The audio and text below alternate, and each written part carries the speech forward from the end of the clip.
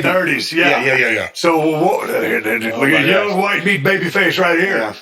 So, talk to You me, had to dig that up. talk to me about life on the road for a guy who's been around the rest of his whole life, and now you know how the road is. Yeah. We don't have to go there, but just there's a lot of new stuff going on. Night in and night out. On the road, it's rinse and repeat.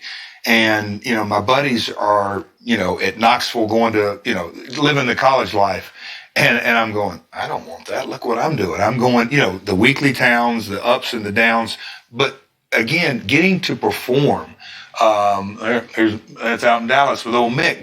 But getting to perform in front of a live crowd, better than anybody. The adrenaline rush that you get that, and I'm sure there's the partying going on and the nightlife and all that, but I was so consumed by the business, and I was tunnel focused that I'm going to get my body in shape. I'm going to learn my trade. And, I always looked up to Lawler, and Lawler would have those conversations by not even meaning to, is that, hey, man, if you can't talk them in the building, it's irrelevant. So you better, he didn't say these words, but you better get a persona. And I worked on that and failed, and worked on that and failed. But yeah, those formative years, I was consumed by the business.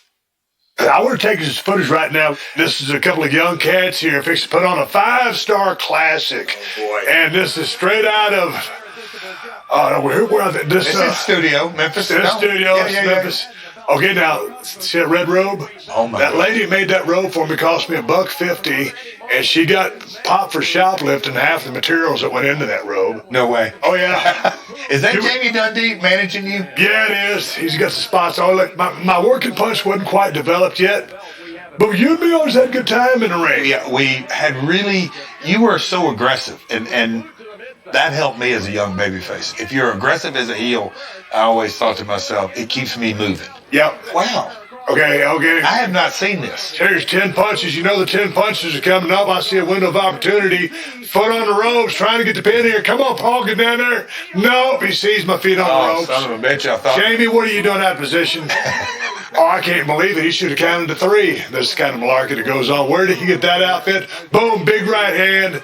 In for the sales job. Another right hand. Sends him in for the ride. Nope. Takes him back. Jamie, give me the gimmick. Jamie, give me the gimmick. I love There it it. is. Now, is this for the Southern title? I don't wonder know. on TV? For us to be having a TV match and having this kind of elaborate finish? Well, I hadn't quite developed my working punch to the level yours was at You this still point. don't have a working punch. Well, hey, man, you had Fargo and Lawler to draw from. No, I'm kidding. Okay, come on over and get this guy. I've got him laid out, covered. Oh, and he almost went for the count there. Okay, here we go. Sure enough, I'm going to get the win here. 1, 2, foot on the ropes. Wily veteran. Whoa. I can't believe it. Okay, pick him up. A little right hand action. Send him in for the ride. Oh, cuz. Duck the elbow, come back. Clothesline into a crucifix. Can I hold him up? No. Going to a sunset. Going into a sunset.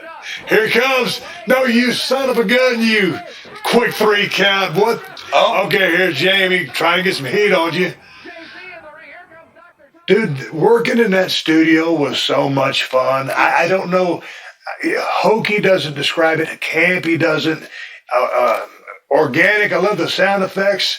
Well, I mean, intimate. Yeah, I definitely. mean, a lot of times it wasn't always full. How would you describe that? It was fun. And It was live. here's a little backstory on that. Those people that were at the studio, a lot of them were regulars, but not all of them, because Memphis, it was a hot property, if you will. People wanted to come in there. So the people that were there really wanted to be there, and they knew the guys that came out of this curtain were baby faces, the guys got, but also through the years, when you have a talker like Lawler and the Road Warriors and Savage and all that talent that had come through, And Lance Russell. I was going to say, and the heat or the angles and all the storytelling, people came and said, I'm going to be entertained for 90 minutes and I'm a part of the show. And so it made us as talent, we felt like we were, I don't have to tell you, we felt like we were just on top of each other. The adrenaline going at 10 in the morning, 11 in the morning, it was one of those things that kind of magic in a bottle. I loved it. But talk about a breeding ground.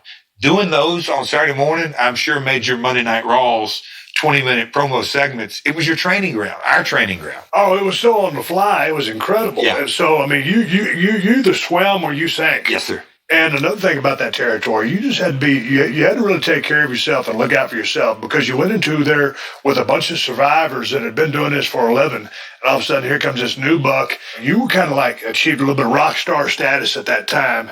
And you kind of had your look down, and you had your act down there pushing you pretty good. And I get to the territory, and I was like, hey, all these guys have ring music. And I didn't have any.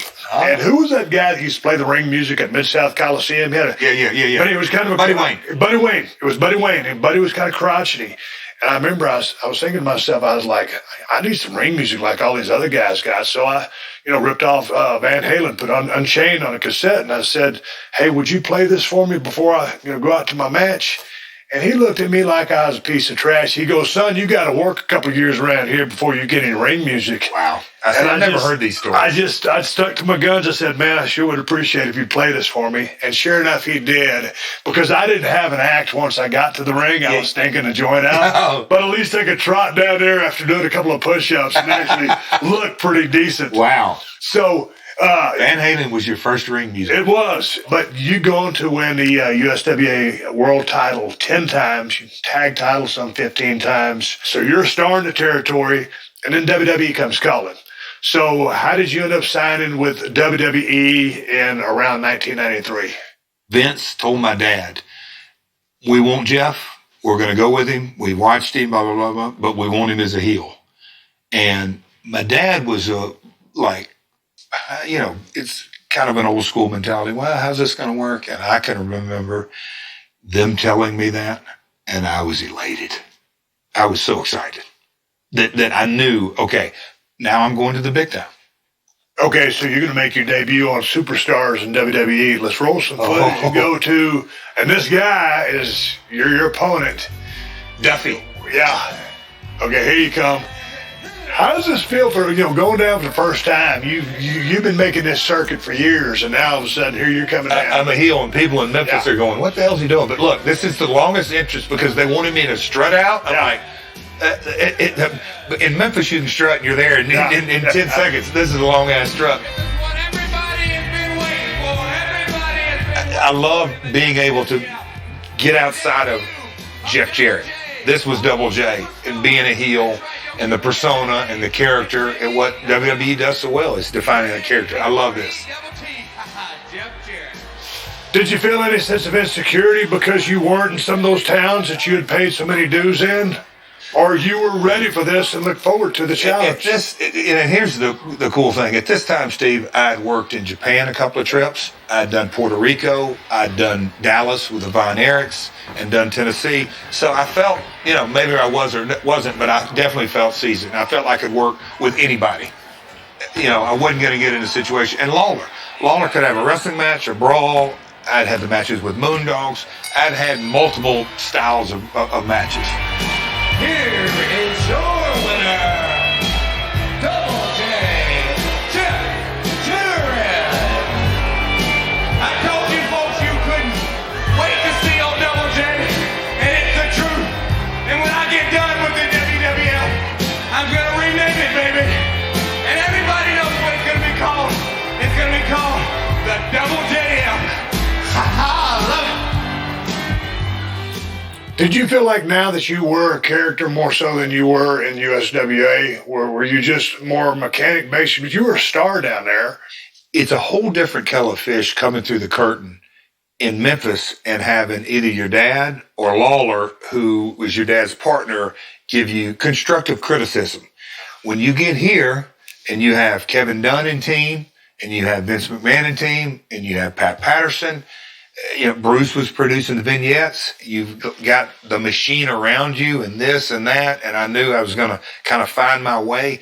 It was a whole different viewpoint on what Jeff Jarrett was going through the curtain. Completely different. And I just kind of soaked that up. Watching that back, I didn't have quite the confidence as a heel. You can tell young Double J wasn't as confident as old Double J. Right.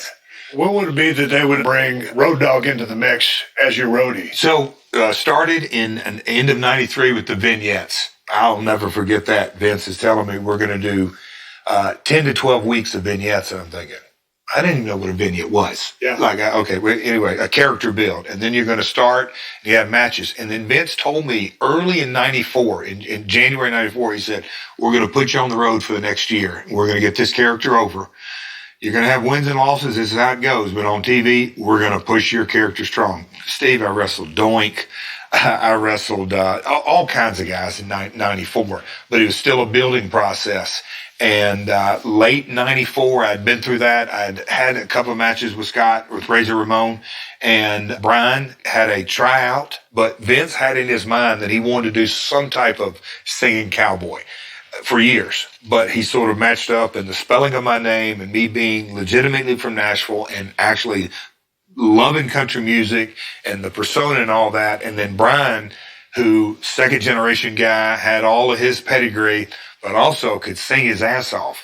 They knew exactly we're putting you with Jeff. Vince always likes taking characters to the next level. How hands-on was he with you with that? Because he always wants to make things, over the top and bigger than life. Was this more on you, or was he hands-on in helping you? Hey, well, I see it like this, and giving you his idea about Double J. Again, the proof's in the pudding. He had a vision for the character. The lighted up look, that's Vince. The singing cowboy, that's Vince. He would say, now you got to make it your own. But I mean, down to the most minute of details, I do the roadie. But when me and Brian got together, we did some different mannerisms on that. But the overall presentation of lighted hat, lighted outfit, world's greatest singer. And Vince, he had that vision that I believe I'm going to use the promotion to become a country music star. That's the whole set line of the character, which to me is brilliant. When and where'd you shoot the With My Baby Tonight video? Because that was actually... Brian came to me and said, hey, man, they want me to come to Stanford. They've given me this song. And first time Brian heard it, it's not a traditional country song. It's long. It's got 3 verses, a long bridge. It's not a traditional country song. And I said, what do you think? He goes, hell, Brian loved it. So he said, all right. He went up and sang it. And he goes, now they're shooting a video with you. And Bruce Pritchard, I think's the first one called. And I'm like, what am I doing? He goes, listen to the song and lip sync it. Make sure you know the song. Old cassette. Okay, back in those days, the old Walkman. I said, all right, I got this. I did that thing, and it was after a show, they drive me over to Manny's Car Wash. David Zahadi was the producer of it. His girlfriend was in the video, but we get on stage and kind of ad lib, but they're like, Jeff, can you do this? I said, can I do this? I grew up in Nashville. Let's roll. And we did that, and they're like, hey, you want some Steve Weisers? I'm like, yeah, all this. So I'm thinking we're going to do the stage shot, and then about halfway through that, said, hey, man, we're going to go from here, and we're going to go in the studio. So we shot. You've been on these all night shows. We started shooting like at 11 o'clock at night. We shot in the live venue till like 2, and then we got in a van and drove across town of New York City and got into the studio. That was a long night, and that's where I was in the white T-shirt and singing and all that. So that was a blast, man. That video, and then I can remember the boys when it first came out and hit the airways. The deal when the boys come up and start, hey, man. That was good stuff. I think we got some footage here, but I thought it was a catchy song. Yeah. Good hook to it. Great hook. With My Baby Tonight by Jeff Jarrett. That's heat. Ain't that great? There you go.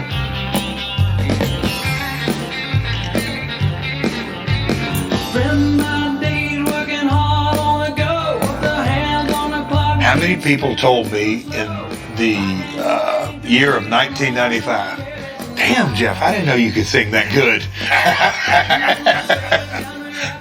Oh, man. I mean, it's a perfect spot on lip sync. Oh, yeah. Me and Brian had a lot of fun with this during this time. Look at that album. But I actually think it's a good song. Oh, yeah.